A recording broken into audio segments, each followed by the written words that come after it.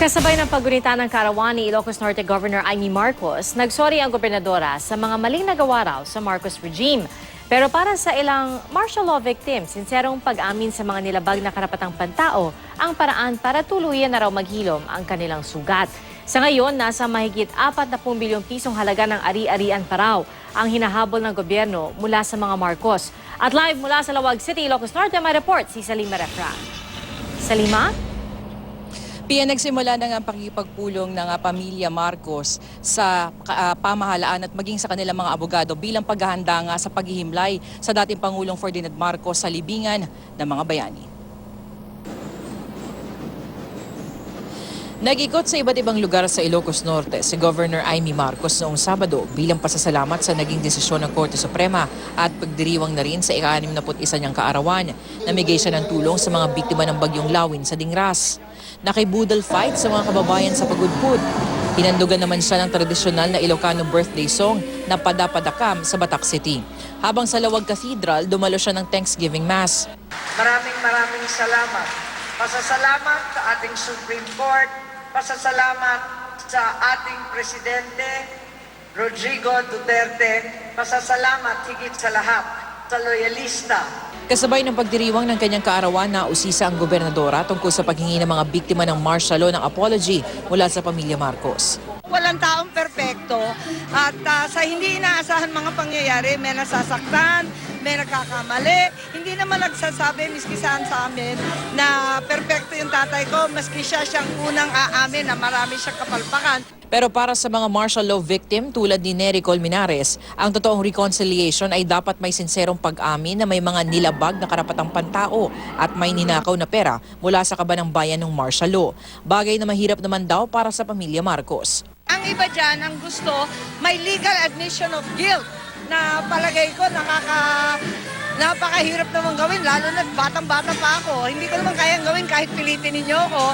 At wala naman papayag sa aming mga abogado ng ganung klaseng legal admission of guilt. Sabi naman ni dating Pangulong Fidel Ramos, posibleng may hidden wealth pa ang pamilya Marcos na sana'y i-donate na lang sa taong bayan. Ang PCGG na naatasang maghabol sa ill-gotten wealth ng mga Marcos at kanilang mga crony, sinabing nasa 170 billion pesos na ang nabawi ng gobyerno. Nasa 44 billion pesos pa ang halaga ng mga ari-arian na hinahabol ng gobyerno at nakabinbin sa korte. Kabilang dito ang 4 na mamahaling paintings sa Amerika. Matatagpuan naman sa website na missingart.ph ng PCGG ang iba pang mamahaling painting na pinababawi.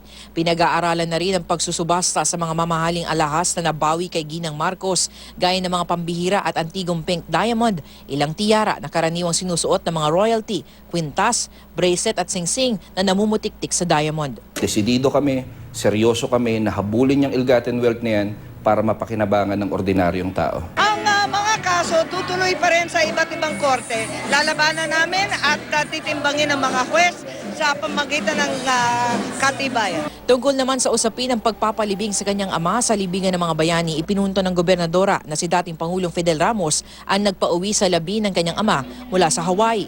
At sa eksklusibong panayam ng GMA News, nilinaw ni Ramos na ang usapan ay ililibing sa Ilocos Norte si Marcos noong 1993 base sa kasunduan ni na dating First Lady Imelda Marcos at nooy DILG Secretary Rafael Alunan. Ang kasunduan dyan ay, okay, idiretso natin ang remains diretso sa Ilocos Norte. Ang tinanggap ng pamilya ay yung si late President Marcos ay ililibing doon sa Marcos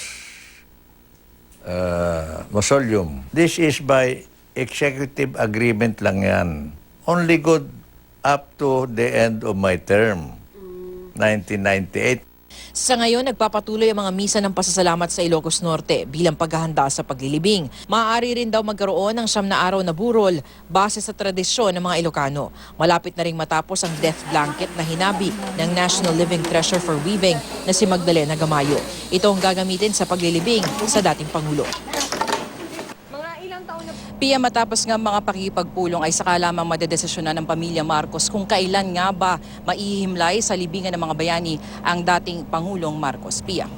Salima, balikan ko lang muna yung sinasabi ni Governor Amy Marcos, no, na parang they will do everything except the legal admission of guilt, di ba? Parang nagsusorry sila, pero yung mga usaping legal, ayaw muna nilang pag-usapan. So kasama dito yung sinasabi niya dating Pangulong Ramos na nakaw na yaman, Salima?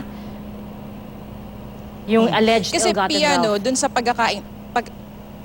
ang pagkakaintindi ko kasi Pia dun sa kanyang apology, it's a personal apology ni Amy Marcos doon sa mga nasaktan ng mga di daw inaasahang pangyayari at pagkakamali noong panahon ng kanyang ama. So it's more of a personal apology for more or less feelings hurt saka yung mga nasaktan nga raw noong panahon na yon. Wala siya talagang specify kung ano yung hinihingi niya ng apology for.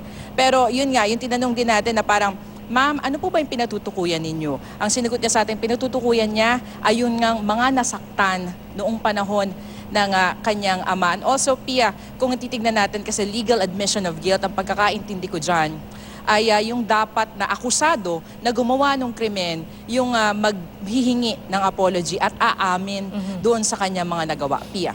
O kaya sinasabi niya na hindi niya talaga ito magagawa, no? Pero Salima, so obviously this is the most, no, that they are willing to give and that they have given so far. Pero aside from this, because nga ang gusto naman ng lahat, 'di ba, is what everyone is saying, both camps, they want peace, they want reconciliation, they want to all move on.